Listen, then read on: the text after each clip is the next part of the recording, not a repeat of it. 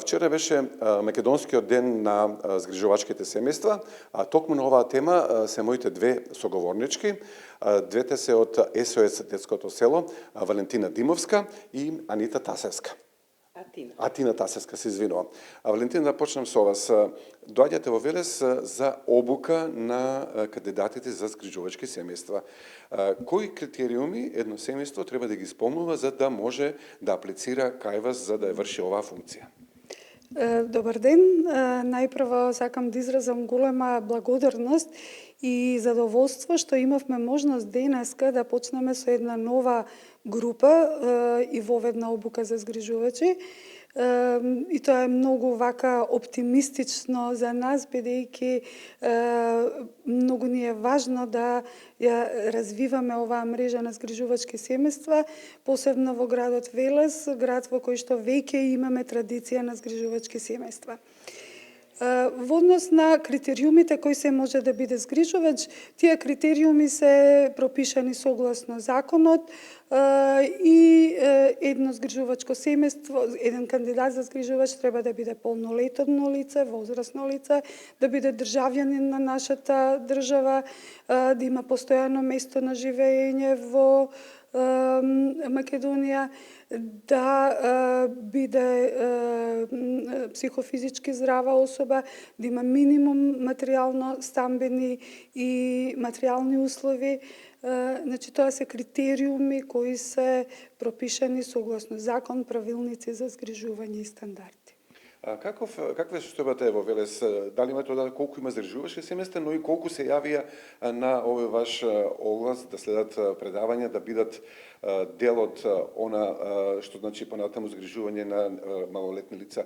И тука се наврзува и прашањето колку дена ќе трае оваа обука? Во Велес, како што кажа, веќе имаме традиција на згрижувачки семејства и во моментов се 12 згрижувачки семејства и тука ги бројам и згрижувачките семејства што се не само во градот Велес, тука имаме во Градско, во Јесеново, значи во сите што се под надлежност и на Центарот за социјална работа на Велес. Во моментов почнуваме обука со 5 потенцијални згрижувачки семејства. Интересот за згрижување е нешто за кое што не можам да речам дека е ниту премногу голем, ниту премногу мал, едноставно има потреба се уште луѓето да се информираат за згрижувањето. Можеби ова информација се уште не е допрена до сите оние кои што размислуваат, имаат можност или би сакале да бидат згрижувачи. Затоа сме ние тука и во наредните денови продолжуваме со настани за промоција на згрижувањето, за да допреме до сите оние потенцијални семејства кои што имаат услови, сакаат, можат да ни се приклучат кон ова големо семејство на згрижувачки семејства. Да, разговорот би го продолжил со Атина, вториот соговорник. Атина, еве некој момент ова го слуша сега понеделник претпладне, иако помина првиот ден од наставата, дали ако дојде ќе биде доцна или веќе бројот е заклучен?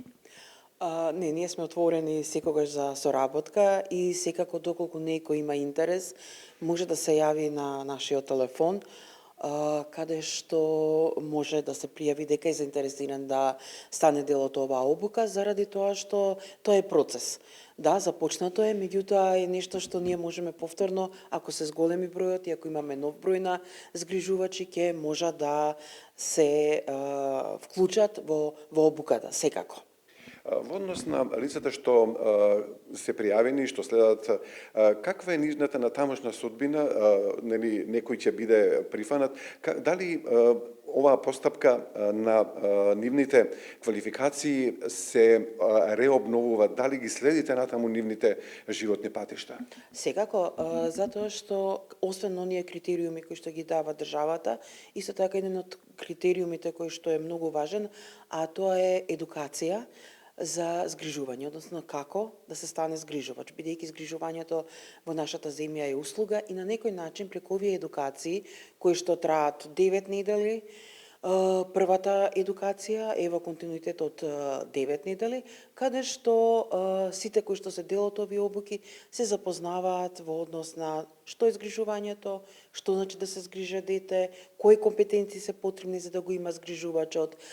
И потоа, по завршувањето на оваа едукација, како стручни лица од СОС Детско село, правиме проценка, односно проценка која што возможува дали имаат, освен овие критериуми, туку дали имаат можност, односно капацитет да станат згрижувачи. По станувањето на згрижувачите, кои што се случува во соработка со Центарот за социјална работа, продолжуваме понатаму, не се оставени сами на себе, туку со самото згрижување на деца тие се постојано во континуиран професионален развој и во континуирана едукација.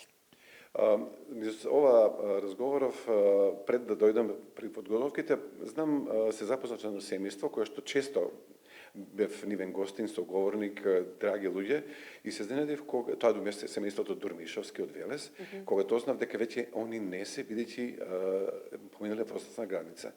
Може ли ова да го објасните? Да, нели како што рековме, еден од критериумите е лицето, зависи дали е маж или жена, носител на згрижувачката функција.